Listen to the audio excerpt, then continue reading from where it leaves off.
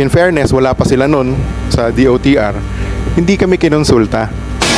Ang kinonsulta ng DTI para gawin yung Philippine National Standards sa manufacturers ay mga manufacturer ng bus sa ibang bansa. So paano mo i-modernize yung jeep kung yung kukonsultahin mo mga foreign manufacturers ng bus? Di ba? Parang walang connection.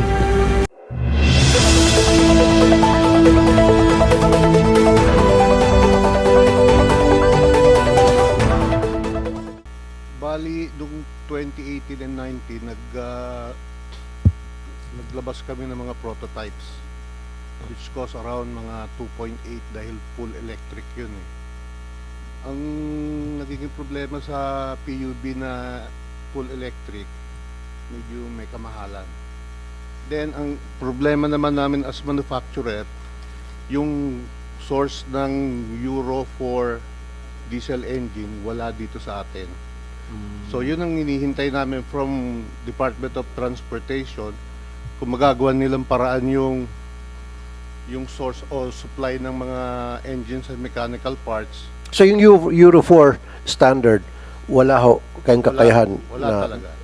May nabibili sa manufacture market Euro 2 rating. Bali yung mga first generation na brand new diesel engine. Maganda rin yun dahil hindi nagkakapulot yun eh. Pero ang magiging problema dahil ang demands ngayon require this Euro 4 diesel engine. Wala ka makukuha except yung mga nasa gray market, yung Chinese paid. Okay. Medyo malabo pa Mr. yun. Elmer Francisco, kayo po. Mr. Chairman, tayo po, noon pa po sinabi ko na to, sinabi ko rin sa media, sa congressional inquiry, kaya po natin gumawa niyan. So ngayon, ang tanong, bakit late na tayo? Kasi unang-una, nung ginagawa yung PNS o yung Philippine National Standards na mention ni Yusek Ortega, in fairness, wala pa sila nun sa DOTR, hindi kami kinonsulta.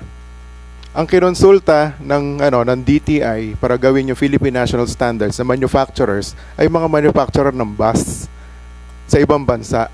So paano mo i-modernize yung jeep kung yung kukonsultahin mo mga foreign manufacturers ng bus?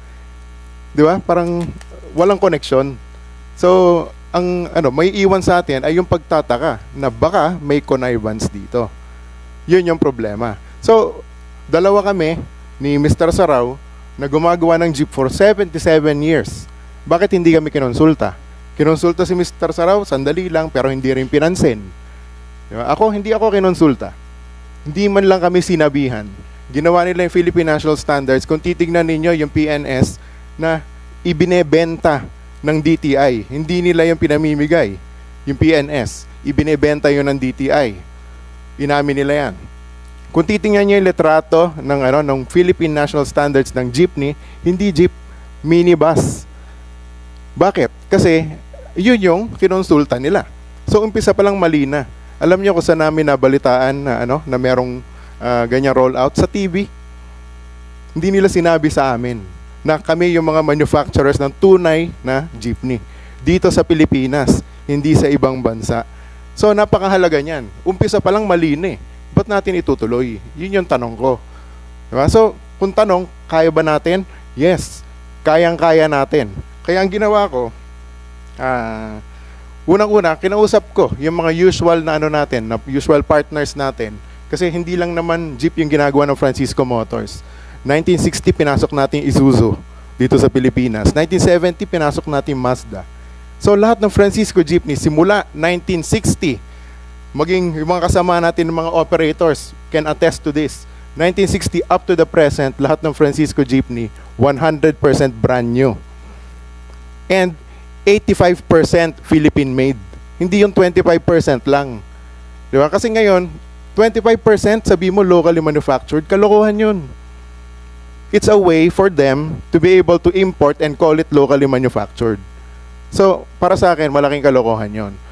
Then next, ang Euro 4 engine ay obsolete na sa mga ibang bansa.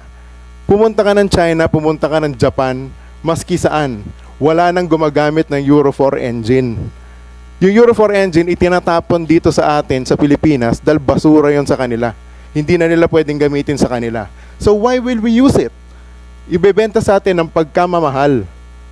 Napakalaking kalokohan. Kaya mahal yung modernized na mga minibus. Kasi Euro 4 engine, Euro 5 engine, sobrang mahal, hindi na ginagamit sa ibang bansa. Ngayon, hindi jeepney yung ibinebenta nila. In contrary, and with all due respect to Yusek Ortega, sinabi niya na, okay, it's a marketing concept na kapag maraming competitors, bababa yung presyo. But I beg to disagree.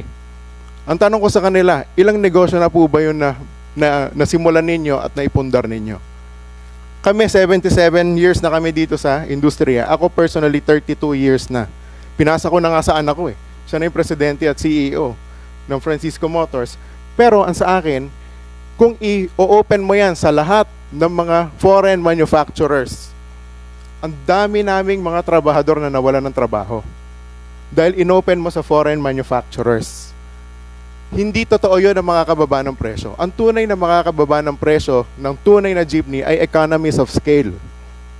Kailangan merong mga manufacturers dito sa Pilipinas, local manufacturers, na gagawa ng tunay na jeep. Yun ang dapat mangyari. Hindi tayo dapat yung directly importing lang. Hindi pwede yun. Kasi hindi tayo makaka-achieve ng economies of scale. Sabi nila merong 60 plus o 59 o 60 plus na accredited ng LTFRB. Wala po kami ni Mr. Saraudo sa listahan na yun. Wala kami doon. Wala kaming certificate of compliance pa. Bakit? Kasi simula pa nga lang, di kami sinabihan. Pangalawa, lahat ng proposal ko sa LTFRB kay Atty. Guadis, pinatay niya. Lahat ng proposal namin.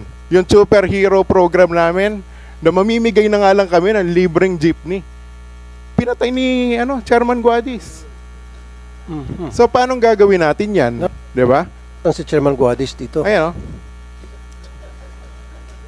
At least ngayon, Mamamatay. magkakaharap tayo dito. Di ba? Parang mamamatay ka ng mga jeepney Ang problema, units. ito, Mr. Chairman, ang problema ko,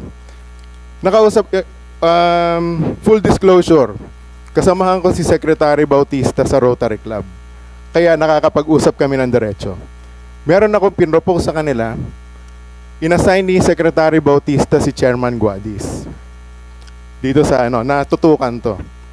Nag-set si Chairman Guadis, nag-agree kami ng meeting schedule. Siya yung nag-set.